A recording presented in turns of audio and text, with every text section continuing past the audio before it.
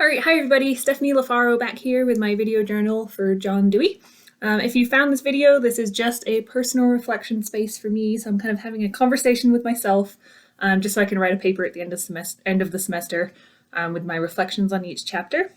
The language in John Dewey I thought was a little bit outdated, and so it really helped me just to kind of read through in detail, take my own notes, and then talk about it. Which I do online with my peers here, and I kind of have discussions here, but I just needed a space to put my own thoughts out there as opposed to keeping everything down on paper. And so chapter 5 is about the nature of freedom. It's kind of the other side of social control, which we talked about in chapter 4. John Dewey kind of opens with an important statement here. He says that the only freedom of enduring importance is the freedom of intelligence. And I still don't know where I kind of agree and disagree on that. Even at the end of the chapter, I was still, we have all these other freedoms that John Dewey doesn't recognize. However, he does urge us to think about that idea in just terms of education. So your educational freedom, think about it within the field of education and not just, our physical freedoms that the law provides for us, et cetera, et cetera. This is just in the field of education, talking about external freedoms versus social control and how they both kind of work together to create valid and lasting educational experiences. He says that in the field of education, the external limitations affected in traditional education tend to be freedom of thought, your intellectual freedom, and even moral freedoms. In traditional schools, we're just taught to kind of sit and copy from the teacher. We don't really have to think about where our lines of physical and external freedoms kind of end and where the other kind of freedoms begin. He goes to the extreme and he says that traditional education is very straitjacketed. And it does sound intense, but if you do think about traditional schooling, especially in ancient times leading up to more, even in the Victorian times, we didn't really have progressive schools. They were just taking notes from the teacher. So the teacher would write on the blackboard and the students would copy. That's how it was. And that kind of education, there's no guarantee of educational growth.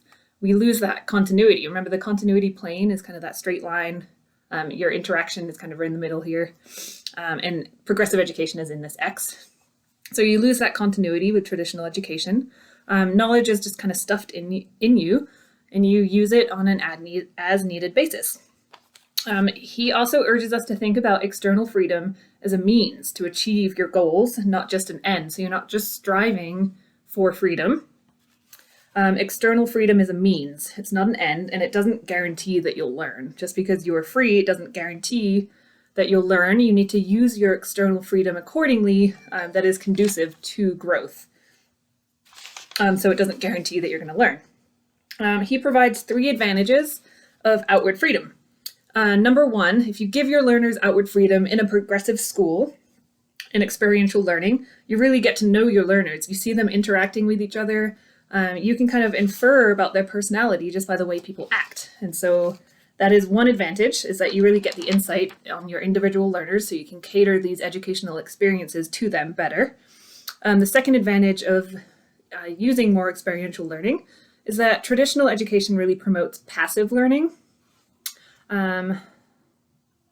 With passive learning, you're kind of you're not really engaged. You don't really have a huge variety of activities. So it's less engaging. With progressive education, you can use workshops, labs, discussions. You've got interaction, you're working with your hands. And again, all of that kind of helps you cater your experiences to the individual as you see how they interact with others. However, he does mention here, this is a really good point, with experiential learning, the kind of key to learning that I believe is that time of reflection. And so you need kind of time for quiet reflection. So it's not all just chaotic, kind of running around with no direction. The key to learning is that kind of cycle. If you think about Kolb's learning cycle, that kind of learning experience ends with a reflection, and that's how you learn from your past experience. You can kind of learn to judge wisely. The third advantage is that it kind of helps students maintain physical and mental health as well. They're not just sitting in a classroom copying from the teacher. However, I want to just note that John Dewey's he's talking about education of children here. And if we're thinking more of adults, I do think that adults are more capable of handling less freedom because they are kind of motivated by just achieving their end. They can see the end. They know why they're taking this class, even if it's tedious. Kids have kind of less of that intrinsic motivation. Adults, I think, are capable of handling tedious tasks. The end goal is clearer to them. They know what they want and they have the choice to choose. So they have the freedom of choice.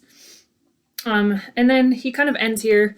He doesn't end here, sorry. He gives us another warning that freedom is not an end. Freedom isn't just something you strive for, because freedom can flip into like a negative light. Critical reflection is really only effective when you have the freedom to frame your purpose, which he actually talks about in chapter 6, which is the meaning of purpose. You can judge wisely and you can evaluate if you have that freedom to reflect critically. He also notes that with experiential education, problem solving is actually kind of another key to giving your learners a valid experience. Problem solving kind of involves learners making their own decisions, and so that's that time of reflection. And he emphasizes this really powerful statement in experiential education, which is just stop and think. That's how people learn, and that's what gives people the time to think back on their experience. It gives you a time to stop and think, like, where are your impulses and desires coming from? A big kind of theme of this chapter is that we act impulsively as humans. We have these whimsical desires all the time. And that just that illustrates our freedom of thought and intellectual freedom.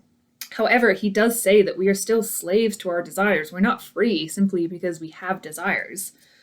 We are free to act on them, but we are not free if we choose to whimsically act on them. How do we know if we're moving in the right direction? If we just have a desire and we act on it, we're still slaves and we're not free. The heart of reflection, he says, is the union of observation and memory. So I have another X for you, observation and memory. This learning experience then is the crux in your center of your observation and memory. That's really how you learn, and you can go into the next experience better prepared because of it.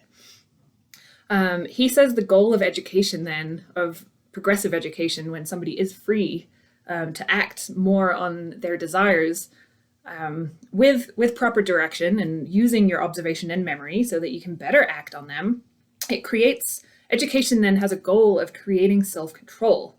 And so there is a fine line between self-control and freedom. If you take away your external control, just in the same way as you turn your back on traditional education, where do you go from there? You're turning your back on self-control, but you still have no guarantee of learning if you're free.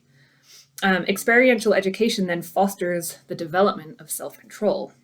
If you're just under the influence of your whimsical desires, if you act on them, you're no better off. You're not more free. You might just have this illusion of freedom. And that's how he kind of ends the chapter there on a really powerful note. If you act on your whimsical desires, you have the illusion of freedom, but you're still a slave to your desires. So I'll leave you at that. That was chapter 5. I'll see you for chapter 6.